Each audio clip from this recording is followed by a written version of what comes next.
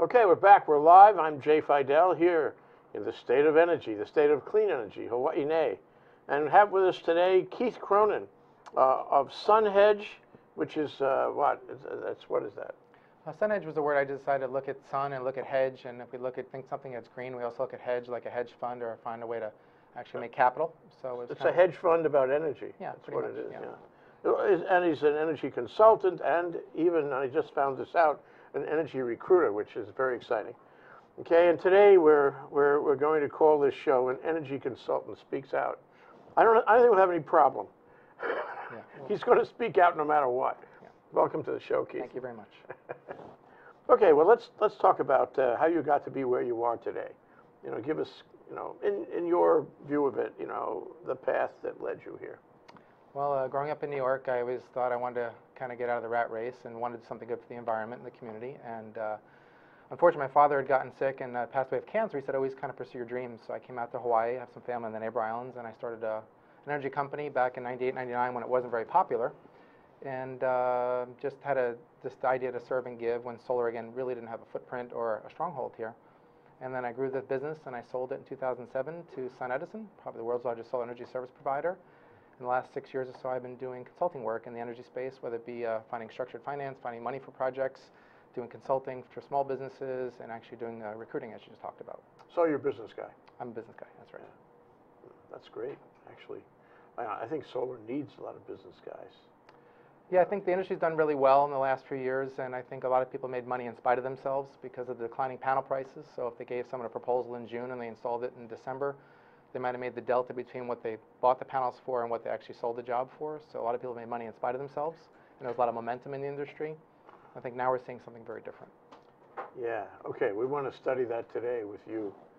Okay, so first I'd like to, we titled this "An Energy Consultant Speaks Out," but what we really want to do is find out what's going on. We want to find out we want to take the temperature of green energy, of the energy industry in Hawaii. And different people have different views of it, but I thought your view would be really interesting. So, in your own way, can you tell us what the temperature is of the energy industry as an industry? Well, I think it's cold to freezing, and being in Hawaii, that shouldn't be for lots of various and obvious reasons. Working with small developers and working with very large multinational developers, the story is pretty much the same. There's a lot of inaccess or inability to get on the grid. And as we've seen through September 6th of last year with letters from the utility saying we need to kind of pause, we need to investigate this and look at this some more and study it some more, a lot of businesses are failing. I think a lot of businesses are not going to be around in the next 12 months. And we had the new CEO of HECO on your show probably about a month ago, right after he took his job. October 1st, yeah. Yes. And he had mentioned that they need a speedboat. And then October 31st, we learned that they're going to release about 5,000 solar projects for residential homeowners out, and half of them between now and I think April, and the other half between April and December of 2015.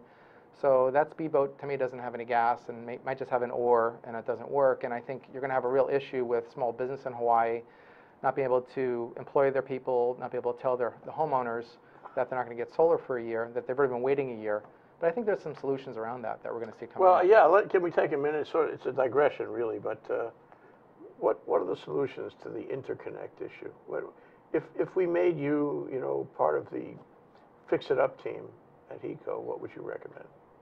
Well, I think we've had a Colorado PUC chair come out this past week and talked about there's ways to do this. I mean, I'm not an engineer by training, so I think there's a lot of studying going on. And I want to first say this. I think the utility is very important. They need to remain solvent. They need to effectively manage the grid, and they should be paid to do that. I don't know if they're very good at the generation business in this state, and that needs to be explored. So letting non-firm generation on the grid is something they say they have difficulty handling. But if we look at it in a very simple way, if you were putting addition on your house or putting in a new building in downtown Honolulu, they're generally going to find a way to bring power to you, even if it's non-firm usage, right? So on both sides of the equation. So I think they're having a hard time with the argument from the people I speak to in the industry. So whether it's small scale or large scale, everyone's struggling with this. So I think the utility needs to say to themselves, what is that peak penetration level? How do we effectively manage the grid? And I think what you're going to see from the structured finance world that I'm involved in is that when you look at the economics of a deal in Hawaii on small scale or large scale, you're going to see storage come in now. And I'm not saying people are going to leave the grid, but they're going to probably leave a percentage of their consumption that they normally have gotten from the utility from a different mechanism. Just like instead of going to Foodland, you're going to go to Safeway to get your food now. Well, looking at it from that point of view, although that really isn't, you know, a sort of a broad solution, but looking at it from the point of view of the homeowner, I've just spent net of tax credits, let's say $30,000, and I have a system on my roof that the installer told me would take care of everything. Okay, you know, assuming net metering and all that. Okay, but I'm tired of waiting. I'm mad as hell. I'm not gonna take it anymore. So I'm gonna make, you know, affirmative steps to get where I want to go, to have my own system that powers me all day and all night.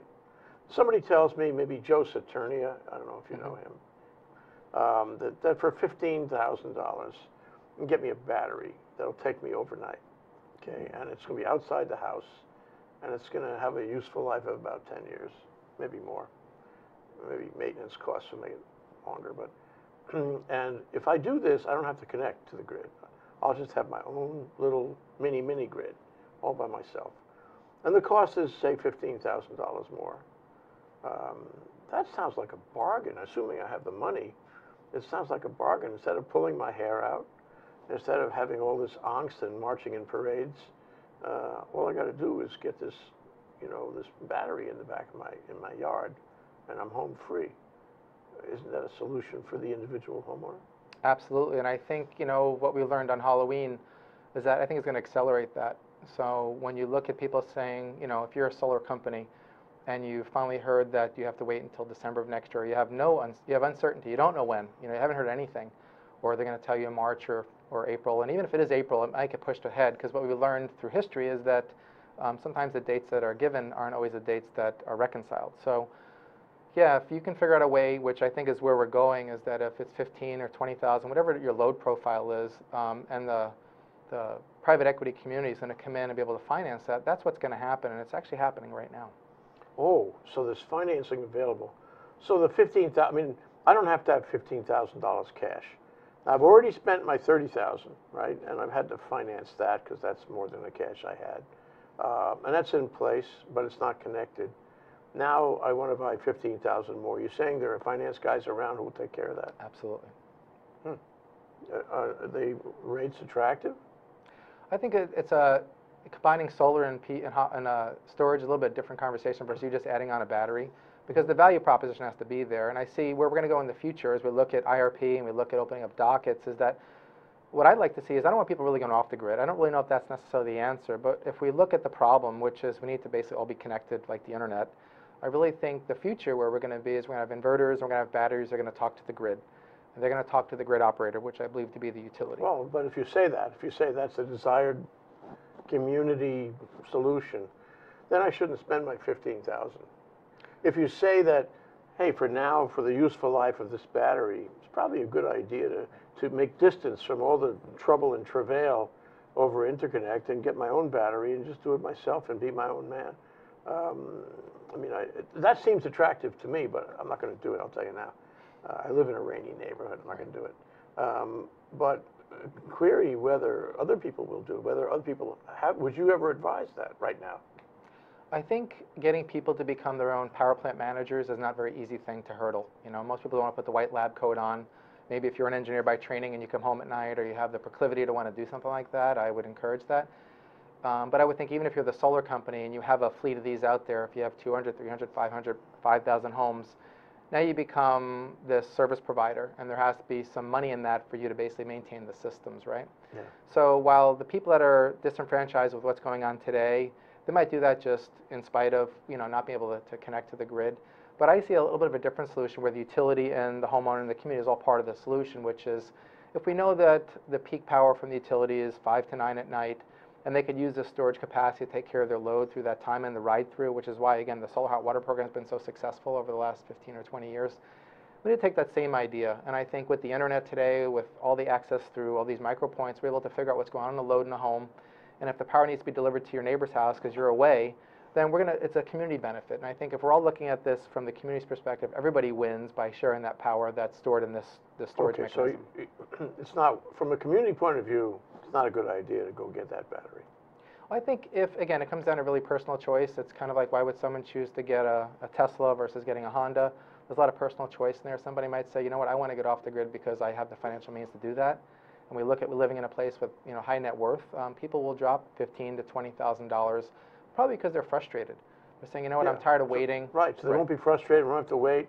They'll distance themselves from the poor guys out there who haven't been able to do anything, who are locked.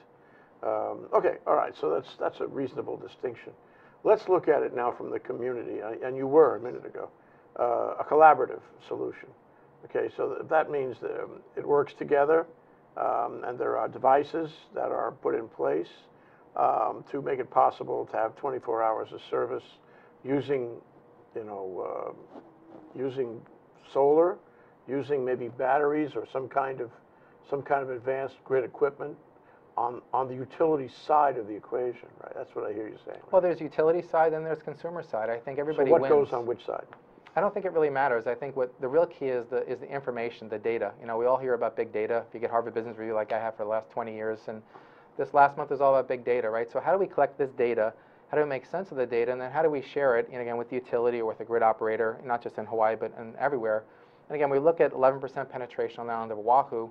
We are typically, we talk about in Hawaii about being behind the mainland by 3 or 5 years. Well, in some ways with solar, we're ahead 3 or 5 years. So we should take what we've done so far and keep going with that. And we have our energy incubator here. There's one in San Francisco. Taking this data and saying what's really going on in the community or going on the street. So we're all sharing in the solution. And the economic part of it's the hard part. So how do we make the utility part of the solution and also these third parties are going to come in and help support the grid? You mean who pays? Right. So I'm the utility. Okay, I mean, make me the utility, put yourself on my team. We're going to solve this problem. One way that I've been thinking about is just change the whole idea of net energy metering and say, we're going to put a black box hooked up on the internet on your solar installation. And when you have too much power and you want to sell it back to us, we make the final decision of whether we want to buy it or not. And if we don't want to buy it, we're going to ground it. I mean, throwing it away. And we're not going to pay you for that. And if you agree to that, we'll connect you right now.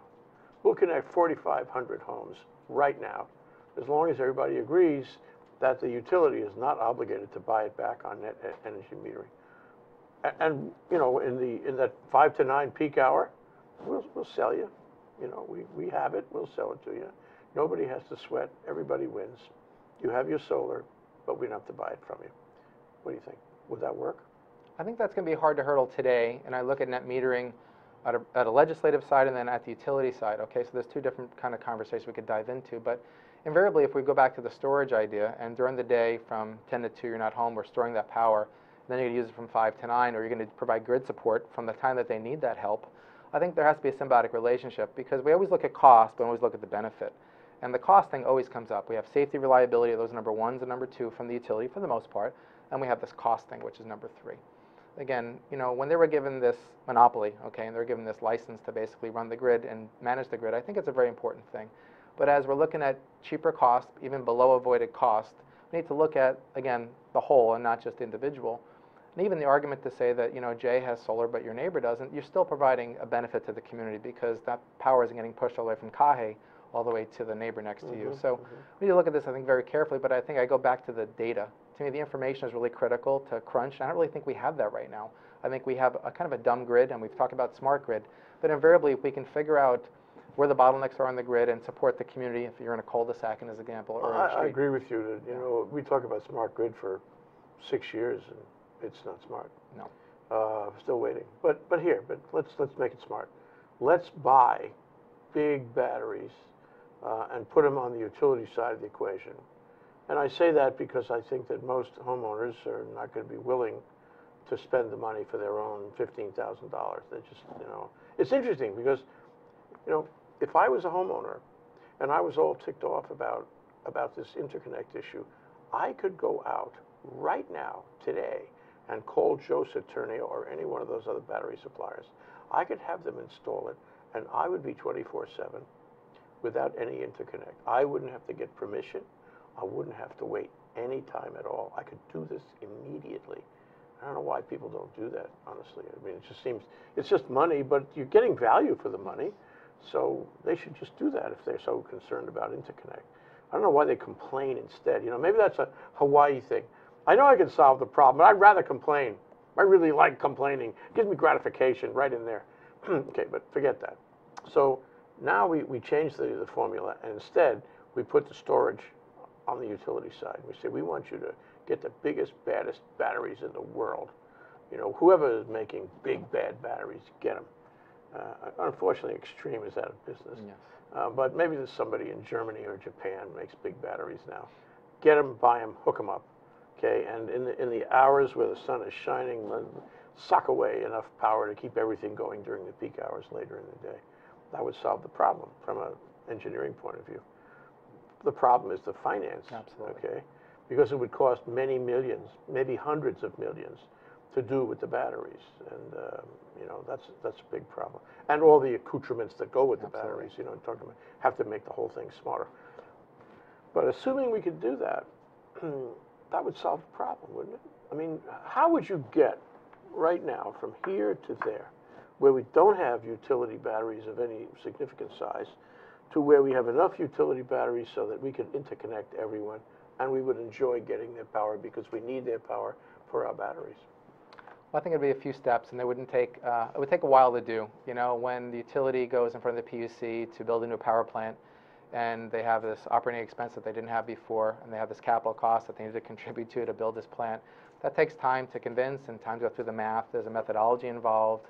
The likelihood of building a new power plant here is very difficult, although with the electric train coming, that might have to happen. I think this process What an awful thought that is. Oh, gee whiz. The train creating the need for another power plant. Oh, God. It might be. So maybe all the solar will get interconnected in 2 or 3 years when the train's done. Okay. But invariably, I think we just need to ask, I guess, everybody. I mean, you know, we talked earlier about the idea of the governor, about the new CEO of the utility, is, you know, what do we want to see in the future? And invariably, if we, you know, think about it, the utility is in a cost-plus business, okay? It's just like selling oil. They make it, they mark it up. It's like selling toilet paper. They want to sell that every day to everybody, and that makes a lot of sense. And they've gotten decoupling, so we've been able to decouple them from revenue, which is great. But I still think this has been taking a long time to actually soak in through the organization. Do you think the utility would, the Public Utilities Commission, do you think they would go along with my plan? $100 million for lots of batteries. Would they go along with it? And I would show them that in the end, this would solve the interconnect problem. But the cost of the batteries would have to be amortized and ultimately paid by the ratepayers somehow, because it's not really a stockholder issue, and people have this weird idea that the stockholders should pay for everything, because after all stockholders are wealthy, and all wealthy people should be paying the cost of everything that the community requires. And this is really bizarre. It's another time and place. But let's assume that the utility has to pay it. It's $100 million. Will the PUC, what will the PUC want to see before it approves that? I think a bunch of things. I think number one would be efficacy. You know, what technology are they choosing? As you talked about, Extreme Battery, which had some challenges on the wind farm. So I think it's a technology risk. So they're going to do a lot of test projects to actually see efficacy over time. I think the big one's economic. You know, when you look at your bill, there's going to be another line on the bill now for, it's going to be some multi-letter acronym that's going to describe whatever the storage mechanism is, or these multiple technologies. But invariably, I think, again, living in islands in the Lower Pacific and not connected to another state, we need to ask ourselves, not just for our neighbors, but our children in the future, is really what do we want in regard to energy? And yes, the price of oil has just gone down as we're talking here today, but I think that's... What is it now? It's $80-something a barrel. But 76 the other day. But I think that's a short-term thing. I look at Saudi Arabia, and they're trying to manipulate the markets with Iran and Russia. It's a whole long conversation. But you know, if we look at the New York Times yesterday, there was an article there about in Brazil right now, in Sao Paulo, about 20 million people aren't going to have water because they're out of water this month. So we look at bleaching coral here, and I'm not here to advocate or prognosticate global warming, but I do know there's more people on this island than there were yesterday, and there's more that are going to be there next month and next year. So we have a population challenge in regard to how do we provide power, essential services for all the people. And power, the energy business is the largest industry in the world, by far. Okay, you look at Chevron, you look at the power industry. So how do we make this affordable for everybody? And again, solar's proven through financing mechanisms, through tax credits, and people argue, hey, Keith, what about subsidies? I Well, have you know an what? idea. There's subsidies everywhere in the market. What we do first, the first step before anything else, is we take a short break. All right. That's Keith Cronin, Okay. Sunhedge, and an energy consultant and recruiter here in the state of clean energy. We're talking about an energy consultant speaks out, and indeed he is. This is Jay Fidell. We'll be right back after this break. Stay there. Aloha, my name is Josh Green. I host a show called Healthcare in Hawaii here on ThinkTech. We get together once a week or sometimes twice a month. Depends when we're busy. We get together less often, but we love to see you here to talk about the preeminent healthcare issues in our state. Our programs vary very widely. We talk about economics, we talk about healthcare, we talk about social issues on this program. Thanks for joining us. Wait, we're back. We're live. We are. Why don't you plug your microphone back in? Well, that was a short break. You weren't joking, right? Okay, all right. Okay, well, here we are. We're back in the state of energy. We were actually here throughout the break in the state of energy. And we have Keith Cronin, Sunhedge, and an energy consultant and an energy recruiter. And he is speaking out today, and we want to hear what he has to say. So, okay, so I give you this $100 million of stuff. And let's assume that we could convince the PUC that we should be permitted to, get the money, install this, and then somehow have the ratepayers pay it off, maybe on a kind of bill change or something, amortization of some kind of. So, how do we raise the money in the first place for the $100 million and the costs of installation? I mean, you're into finance, so how does one do that? Does one make a quick call to Wall Street and get it cabled out here? What do we do? I think it comes down to economics, and there has to be an incentive to put that battery in. So back to the idea of having a rate case and saying, oh, what is this value of that? So when we look at, let's just say today, if we snapshotted a residential bill on the island of Oahu of 35 cents a kilowatt hour, well, if I'm a financier, I want to know what's in it for me, right? What piece of that, how many cents can I get to put this storage wherever it needs to be in the bottlenecks in the island, right?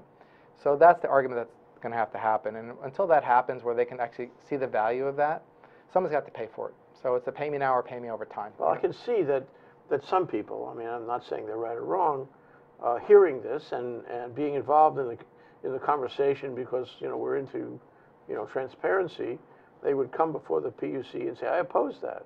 I don't want to pay for that. I don't want to pay for their storage. I want them to buy the storage themselves and eat it, whatever the cost is. I'm just as a knee-jerk reaction. And I think they would be very, vociferous. And I think there's a lot of people who don't like the utility these days. They would criticize whatever the utility did or said. And that would be very powerful criticism. We don't want to pay for it. Let them pay for it. They should figure out another way. They should get us connected without spending $100 million. And there's a lot of people, the installers would probably oppose it, even though it would ultimately work in their favor, just as a knee-jerk, because they're mad at ECO. So I don't know if there's a faster way to do it, but to me, if you could satisfy the PUC that this was well spent, if you could satisfy the PUC that the amortization of this $100 million over its useful life would be tolerable, that would be a reason to grant it. The guy who would oppose it, I think, would be the most interesting character. He would be the guy who just spent $15,000 and has his own battery, and he doesn't want to share in the cost. So you'd have to exclude him from the calculation, which is doable. So you don't have to pay for it. You have your own. As long as you're off the grid, we can't ask you to pay anything.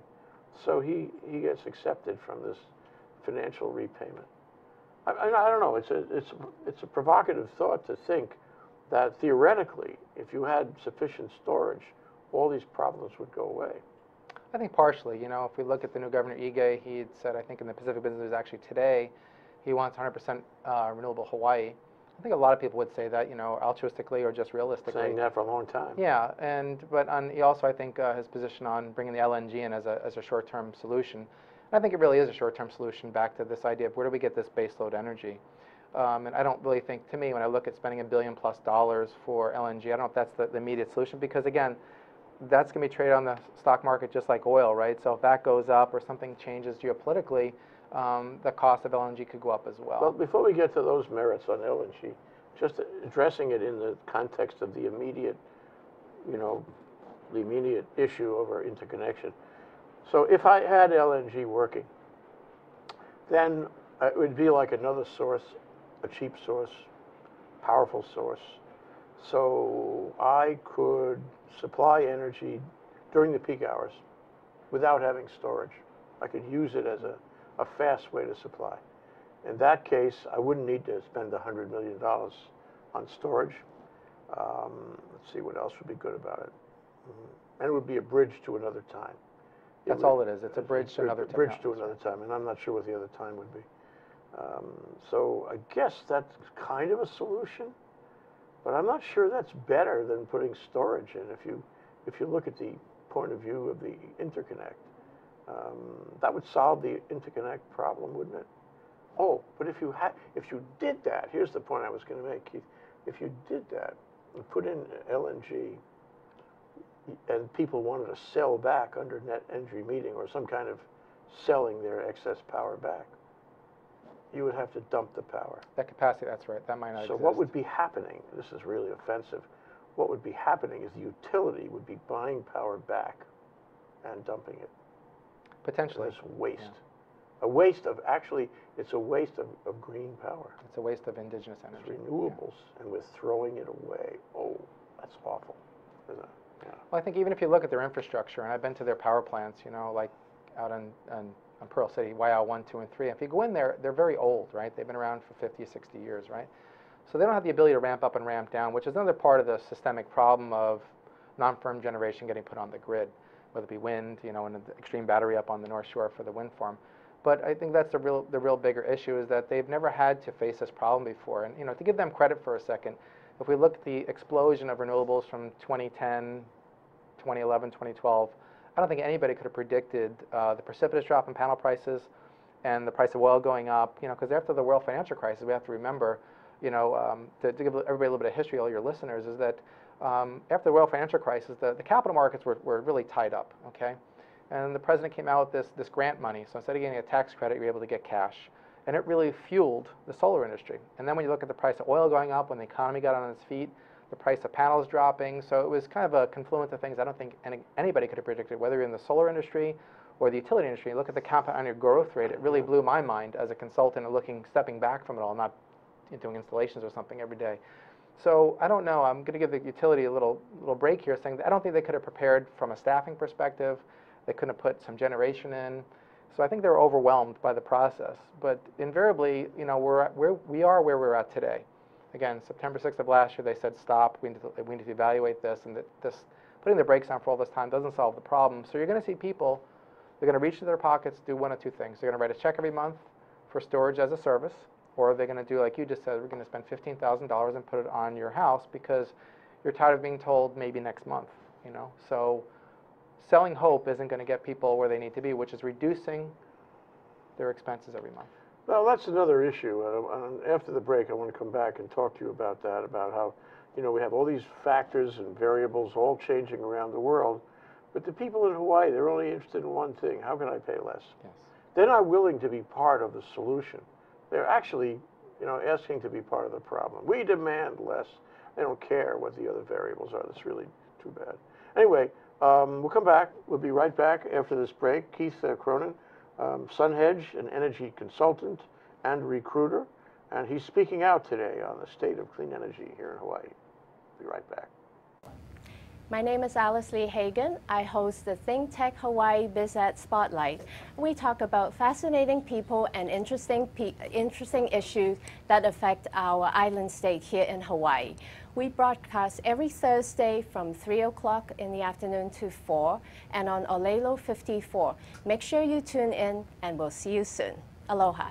Okay, Keith Cronin, Sunhedge, an energy consultant and recruiter, and he's speaking out here on the state of clean energy. Something you said a minute ago, really provocative for me, and that was the notion of remote storage. and maybe you were speaking in the context that the utility would have a storage facility, but I'm reminded of simple kind of parallel is in the computer business. You can have remote storage. You can have some guy in the East Coast with a server farm, and you can store all your data there and put it over a wire. He keeps it, and when you want it back, you get it back. It suggests that maybe somewhere in our future, this notion that I raised of the $100 million in storage on the utility side of the equation would be off the utility side of the equation. It would be somewhere else. It would be the Keith Cronin Corporation, somewhere in deep Kailua, okay? And it would have big storage. And instead of being connected back to the utility, I am actually storing my power off my roof from solar to you. And you have the facility, you found a way to finance it, and when I need it back, you send it to me. This is just like the internet storage of data. This has got to be in our future somewhere. If utility companies can't move quickly enough, if they can't put this through the PUC, somebody else can do it, right? I think that could be the future. And to take that simple axiom to something that happened a few years ago, there was this idea of retail wheeling.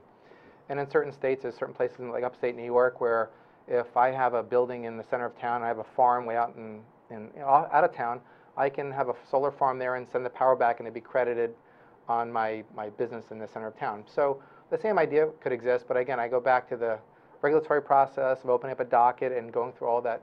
It could take 3 years.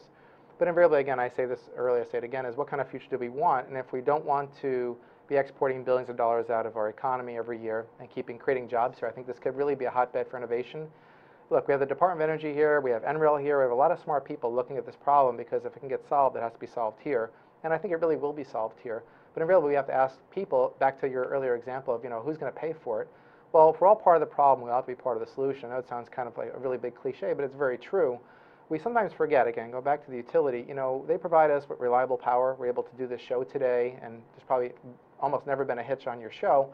So we actually have to thank them for that. But invariably, the generation business... Thank you. Thank you. Thank you, Rico. But the generation business that they're in, again, they have a lot of old oil, coal, even the stuff that they own, I think is very old, and they need to find a different way. And if we look at history, right? We look at the divestiture of AT&T, and they broke up all the bells, the baby bells. We look what happened with our telephone company, and we go look at the whole cell phone industry. I think the utility model as it relates to distributing energy is starting to change dramatically. And why I say that too is about 2 weeks ago, I was in Las Vegas at the largest solar convention in the country. And I went to all the finance sessions, which are attractive to me. And the one that was most intriguing was a panel with 4 utilities: Southern, Duke, Dominion, and PSE&G out of the East Coast. And they all have unregulated arms. Now, the utility here does not have unregulated subsidiaries. What's an unregulated subsidiary? Well, some utilities own assets, generating assets, some of them don't, okay? So invariably, these unregulated utilities, even ones like Southern, which is basically taking the top part of Florida and really the outback of areas like Georgia to Tennessee, they're getting into solar. And why? Because they see there's a value in that. They see a value not just on their balance sheet.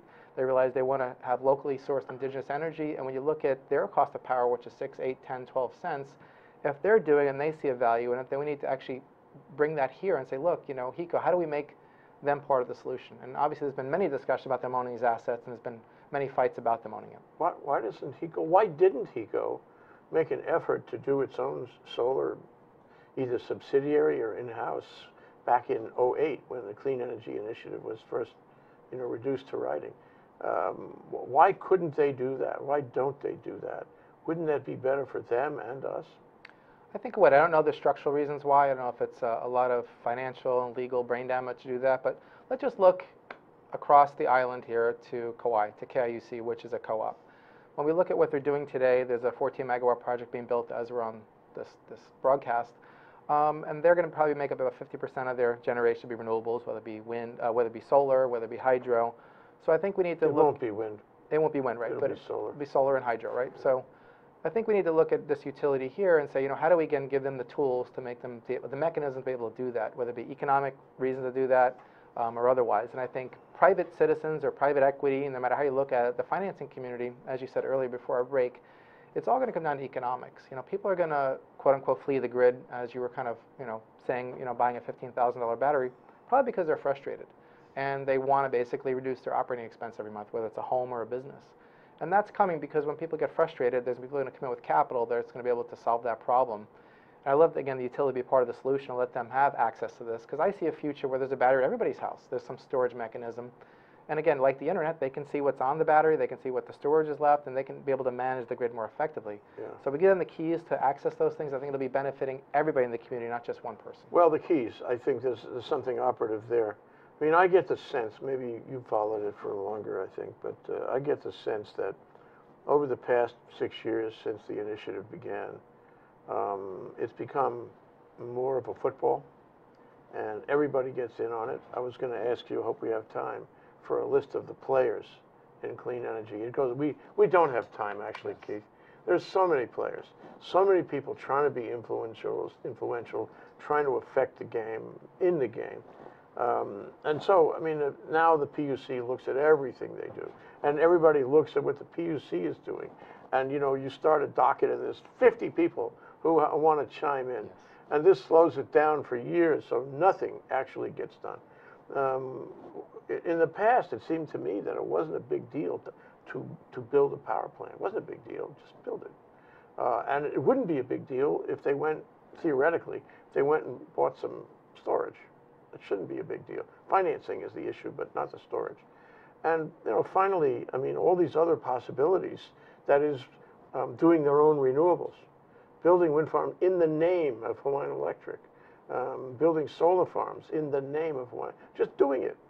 I don't know why we can't do that, because at the end of the day, they'll sell the power the way they've been selling the power for 100 years. Why is everything subject to, what do you call it, community micromanagement? Is this a good thing, Keith?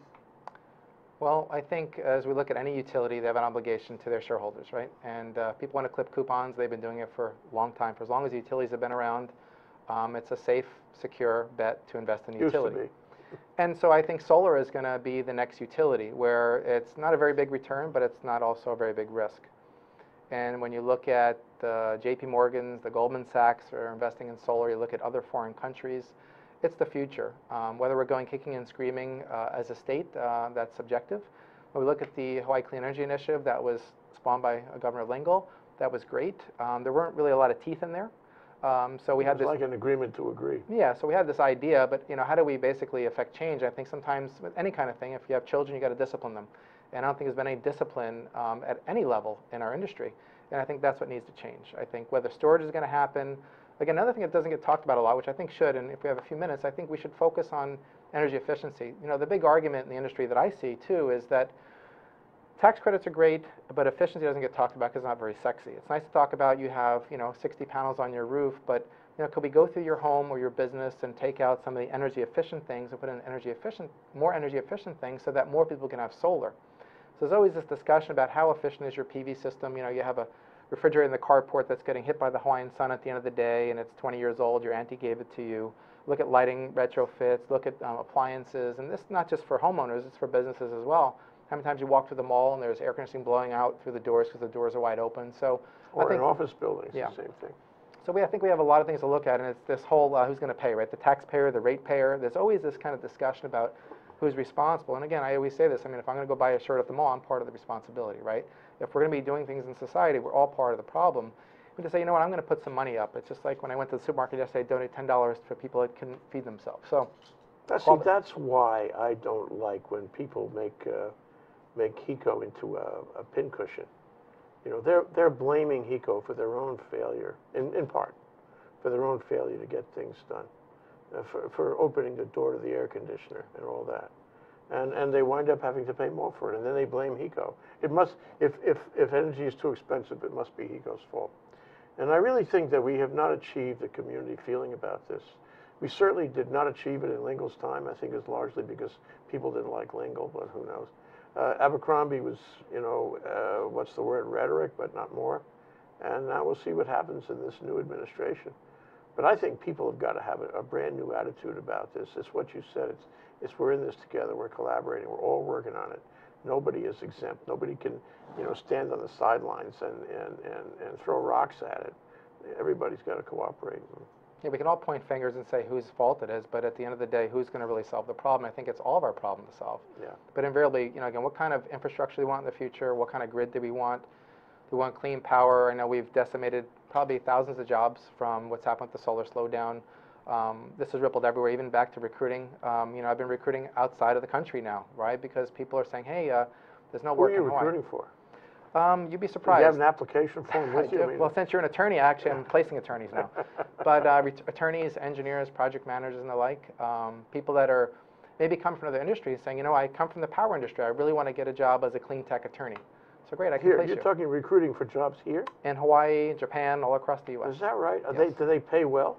I think it comes down to being negotiated. I think, I'm not Korn Ferry. We're probably Hawaiian Electric used to find their previous CEO. But I don't think it's about being Korn Ferry. It's about having some history in the industry, having relationships with people, be able to understand them at their level, no matter where they are in the technical chain or whether they're in accounting.